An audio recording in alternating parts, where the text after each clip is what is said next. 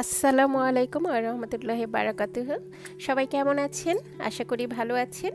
আজকে আমি হাজির হয়েছি আপনাদের মাঝে খুবই সাধারণ একটি রেসিপি এবং সবার খুব পছন্দের খাবার, সেটা হচ্ছে চটপটি।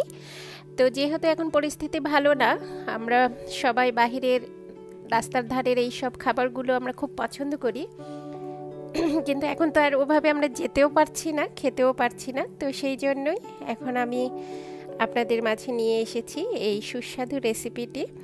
তো আসুন দেখে নিব খুব সহজে, খুব অল্প উপকরণে কিভাবে আমরা এটা বাসায় তৈরি করে নেব এবং সেই যে আমরা রাস্তার ধারে বা চটপটির দোকানগুলোতে যে চটপটি খাই সেটা টেস্ট পাবো। তো এবং সবাইকে আমি অনুরোধ করব আমার ফুল ভিডিওটা দেখার, কারণ এই টিপসগুলো ভালো করে শুনতে হবে, তা না হলে আসলে সেই স্বাদ পাওয়া যাবে না। সবাই তো কম বেশি আমরা এগুলো রান্না জানি, কিন্তু সেই দোকানের মতো যদি আপনারা চান তাহলে অবশ্যই আপনাদের টিপস অ্যান্ড ট্রিক্সগুলো শিখে নিতে হবে। তো আসুন দেখে নিই কী কী উপকরণ লাগছে।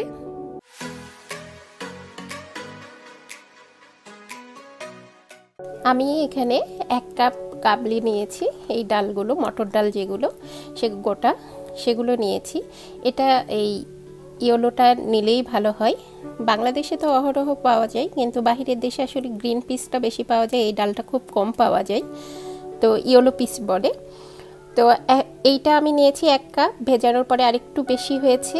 এখন আমি এইটাকে প্রেসার কুকারে দিয়ে, আমি এই ডালটা 4 ঘন্টা ভিজিয়ে রেখেছিলাম, কারণ ভালো করে ধুয়ে আমি প্রেসার কুকার নিয়েছি। প্রেসার কুকারের মধ্যে আমি এই সমস্ত ডাল দিয়ে দিব। বিসমিল্লাহির রহমানির রহিম। আর এখানে এখন আমি আর তেমন কিছুই দিব না, শুধুমাত্র দিয়ে দিব সামান্য একটু সোডা, খাবার সোডা যেটা, সেইটা খাবার সোডাটা আমি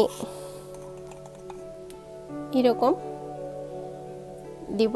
এই খাবার সোডাটা দেয় আসলে একটু তাড়াতাড়ি সেদ্ধ হওয়ার জন্য। আর এখানে দিয়ে দিব আমি সামান্য একটু লবণটা দিব 1 চামচ, এরকম ডালের মধ্যে যেন লবণটা পুরোপুরি যায় সেই কারণে দিয়ে। এখানে এখন আমি দিয়ে দিব এক কাপের একটু বেশি পানি লাগবে, আরও 1 কাপ, 2 কাপ মতো পানি দিয়ে দিব। আমি এখানে একটা মাঝারি সাইজের আলু নিয়েছি, আলুটাকে এখন একটু সামান্য একটু কেটে দিব। এটা না কেটেও গোটা দিলেও কোনো সমস্যা নাই। তো আলুটা আলাদা করেও আপনারা সেদ্ধ করে নিতে পারেন, আবার আমি যে ডালগুলো দিয়েছি তার মধ্যে দিলেও হবে। তো এখন আমি এই ডালের মধ্যে এই আলুগুলোকে দিয়ে দিব। আর এখন আমি প্রেসার কুকারের ঢাকনাটা লাগিয়ে দিব এবং 2টা থেকে 3টা শীষ দিব। এটা আসলে আপনাদের মানে এক একজনের প্রেসার কুকারে এক এক রকম লাগতে পারে। তো হাঁড়িতে দিলেও সহজ কথা, আপনাদের ডালটাকে একদম ভালোভাবে সেদ্ধ করে নিতে হবে।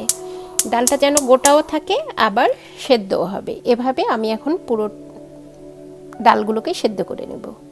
আমি এখানে এই পরিমাণের তেঁতুল নিয়েছি, এটা আসলে আপনাদের ইচ্ছা। আর নিয়েছি 1 কাপ একদম ফুটন্ত গরম পানি। এই ফুটন্ত গরম পানি নেবেন, তাহলে তেঁতুলের যে কাতটা বের হয় সেটা খুব ভালোভাবে বের হবে। আর এটা আপনারা কতটুকু রাখবেন, ঘন রাখবেন আর কতটুকু পাতলা করবেন সেটা আপনাদের ব্যাপার, যে যেরকম পছন্দ করে। তো এইটাকে এখন আমি 15 মিনিট ভিজিয়ে রাখবো এভাবে, তাহলে তেঁতুলের কাতটা বের করতে ইজি হবে। সেজন্য এটাকে এখন ভিজিয়ে রাখবো। তো তারপরে আমি ফিরছি। এখন আমি এখানে দিয়ে দিব এরকম সাইজের 2টা শুকনো মরিচ। এই শুকনো মরিচটাকে ভেজে নেব। আর দেব এরকম সাইজের একটা দারচিনি, আর 4টা সাদা এলাচ, আর দিব ধনিয়া, গোটা ধনিয়া, এটা দিব আমি 1 টেবিল চামচ। আর এখানে দিব এখন জিরা। তো আগে এগুলো দিয়ে আমি একটু ভেজে নেব, কারণ জিরাটা হতে বেশি সময় লাগে না সেজন্য। তো এগুলো দিয়ে খুব বেশি ভাজতে হবে না, যখন এগুলো ফোটা শুরু করবে এবং একটা সুঘ্রাণ বের হবে এসব থেকে, তখন আমি এটাকে নামিয়ে নেব। এর মধ্যে দিব আরেকটু, সেটা হচ্ছে আপনাদের যে জয়ফল থাকে সেই জয়ফল। তো আমি আসলে সবসময় জয়ফলের গুঁড়াটা ইউজ করি, তো আমি তার জন্য এখানে আমি গুঁড়া দিয়ে দিব আধা চা চামচ। এখন আমি এর মধ্যে দিয়ে দিচ্ছি 1 টেবিল চামচ জিরা, গোটা জিরা। এটা গোটা জিরাগুলোই দেওয়ার চেষ্টা করবেন। এই মশলাটা মানে যখন তৈরি করবেন তখনই যদি করে ফেলেন, মানে করে নেন এভাবে, তাহলে খুবই সুন্দর একটা মানে সুঘ্রাণ আসে। আর দিয়ে দিচ্ছি ওই জয়ফল, এইটা, এই সব কিছু দিয়ে এটা হয়ে গেছে। এখন আমি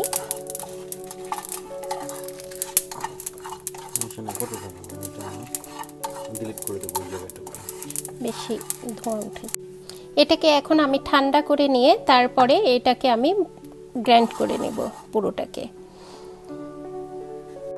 এখন আমি যে তেঁতুলটাকে ভিজে রেখেছিলাম সেইটাকে একটু হাত দিয়ে ভালো করে এভাবে কচলিয়ে কচলিয়ে এই তেঁতুলের কাঁচগুলো বের করে নেব। আর চিপে চিপে সব পানিগুলো যেন এখানে থাকে সেভাবে আমি সব বের করে নেব। বের করে নেবার পরে এখানে আমাকে ওইটা ছেঁকে নিতে হবে ভালো করে। আর আগেও বলেছি, তেঁতুলটা আপনারা কীরকম ঘন চান তার উপরে পানি দিবেন।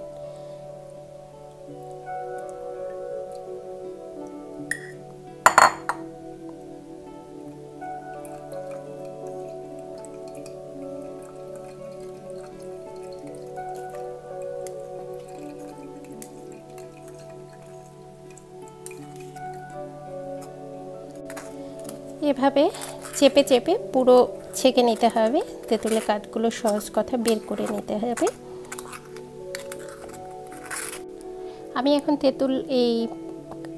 তেঁতুলের যে কাঠটা বের হয়েছে এর মধ্যে দিয়ে দিচ্ছি হাফ চা চামচ চাট মশলা, অর্থাৎ চাট মশলা যেটা সেইটা। আর দিয়ে দিব যেটা চটপটির মশলা কেনা পাওয়া যায়, আমি সেটা দেব। আপনারা চাইলে বাসায়ও করে নিতে পারেন। তো এটাও দিয়ে দিব হাফ চা চামচ। আর দিয়ে দিব আমি যে মশলাটা এখন তেলে আমি এটা গুঁড়া করে নিয়েছি, এখন এইটা আমি দিয়ে দিব। এই মশলাটা দিয়ে দিব, এটাও আমি হাফ চা চামচ দিব। আর দিব চিলি ফ্লেক্স। সবগুলোতেই কিন্তু হালকা করে ঝাল আছে, আমি এখানে সামান্য একটু চিলি ফ্লেক্স দিয়ে দিচ্ছি। তারপরও অনেকে চাইলে কাঁচা মরিচ, পেঁয়াজ এসব ইউজ করতে পারেন। আমার নর্মালি ভালো লাগে না, আমি সেজন্য দিচ্ছি না। স্বাদ মতো লবণ দিবেন। আর চিনিটা একটু বেশি পরিমাণে দিবেন, তবে খুব বেশি না। যারা মিষ্টি সস খান সেটা আলাদা, এটা যেহেতু টক সস হচ্ছে সেই জন্য আমি এখানে 2 চামচ চিনি দিলাম, 2 চা চামচ। তবে মিষ্টি সস যদি চান তাহলে কিন্তু আরেকটু চিনি দিতে হবে। এখন এই সবগুলোকে একসাথে ভালো করে মিশিয়ে নিলেই আপনার টকটা রেডি হয়ে যাবে। আবারও বলছি, এখানে কেউ চাইলে আপনারা কাঁচা পেঁয়াজ, ধনিয়া পাতা, কাঁচা মরিচ এসব ইউজ করতে পারেন। আর এইটার ঘনত্ব আপনারা যে রকমভাবে চান সেভাবে নেবেন। তবে আমার নর্মালি ইয়েতে এরকম ঘন হলেই ভালো লাগে, খুব বেশি ঘন বা খুব বেশি পাতলা রসটা ভালো লাগে না। তবে দোকানগুলোতে কিন্তু যে রসটা করে, অর্থাৎ তেঁতুলের যে টকটা থাকে ওটা অনেক পাতলা থাকে, একদম পানির মতো, কারণ ওরা খুব বেশি চিনি দেয় না, টক টক রাখে সেজন্য। তো এই টকটা খেতে খুবই টেস্টি। এখন এই পর্যায়ে আপনারা দেখে নেবেন যে আপনারা যেরকম টক মিষ্টি চান সেইটা ঠিক হয়েছে কিনা। তো এখন এটা আমার হয়ে গেছে। আমি এখন ফুচকা কিভাবে করে নেব সেইটাতে যাব। এই টকটা কিন্তু আপনারা ফুচকা, চটপটি সব কিছুতেই ইউজ করতে পারবেন, আপনাদের যখন লাগবে এইটা ইউজ করা যাবে। তো এখন আমি অন্য উপকরণগুলোতে চলে যাব। সেই কাবলি ডালগুলো সেদ্ধ হয়ে গেছে এবং গোটাও থাকবে, আবার চাপ দিলে ভেঙে যাবে এরকমভাবে। এরকম খুব বেশি যদি আমরা নরম করে ফেলি তাহলে ঘেটে যাবে।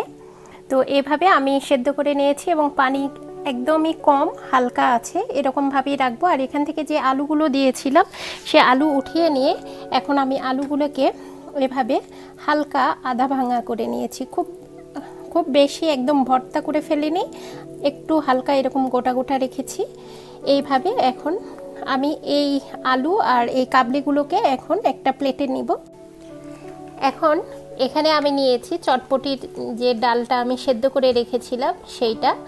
চটপটির জন্য কিন্তু ডালটা একটু হালকা নরম থাকে, মানে পানি পানি থাকবে। আর যদি আমি ফুচকার জন্য যেটা, সেটা একটু ড্রাই থাকবে। তো আমি এখানে 2.5 টেবিল চামচ মতো নিয়েছি এই কাবলি ডাল, আর এখানে 1 চামচ নিয়েছি আলু, সেদ্ধ আলু।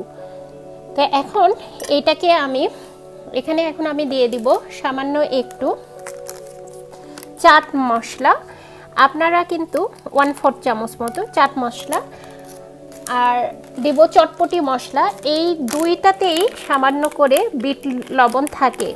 তো যদি চাট মশলা, চটপটির মশলায় এসব ইউজ না করেন, সেক্ষেত্রে আপনারা বিট লবণ দিলেও হবে পরিমাণ মতো। কিন্তু এই সব দিলে আসলে বিট লবণটা দেখে দিতে হবে যে আপনারা আরও চান কিনা। তো এখন এর মধ্যে আমাকে দিয়ে দিতে হবে 1 টেবিল চামচ মতো আমি যে টকটা করে রেখেছিলাম সেই টক, আর দিয়ে দিচ্ছি আমি 1/4 চামচ আমি যে গুঁড়া মশলাটা করে রেখেছিলাম সেই গুঁড়া মশলা। এগুলো দিয়ে এখন ভালো করে আমি এটাকে একটু মাখিয়ে নিচ্ছি। বিট নুনটা আসলে ওই যে বললাম, এটা কিন্তু খুব বেশি হয়ে গেলেও ভালো লাগবে না। তারপর আমি একটু ফুচকাতে না দিলেও চলে, কিন্তু চটপটিতে একটু হালকা দেওয়া যেতে পারে, আমি একটু হালকা দিব। আমি এখানে 1 চিমটি মতো নিয়েছি বিট নুন, সেটা মিশিয়ে দিব, কারণ আমি যেহেতু ওখানে নিয়েছি এই জন্য। তো এখন এখানে আমি দিয়ে দিব 1 চা চামচ মতো শসা কুচি, সামান্য একটু কাঁচামরিচ কুচি, সামান্য একটু ধনিয়া পাতা কুচি, আর দিয়ে দেব সামান্য একটু পেঁয়াজ কুচি। এগুলো স্বাদ মতো। এই সব কিছু দিয়ে এটার সাথে আগে মিশিয়ে নিব।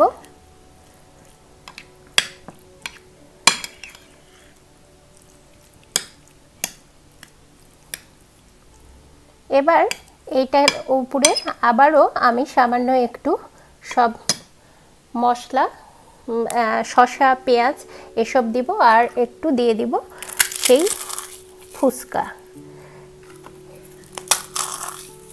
ফুচকাগুলো অনেক ক্রিস্পি। ফুচকাগুলো আমার বাসায় বানানো।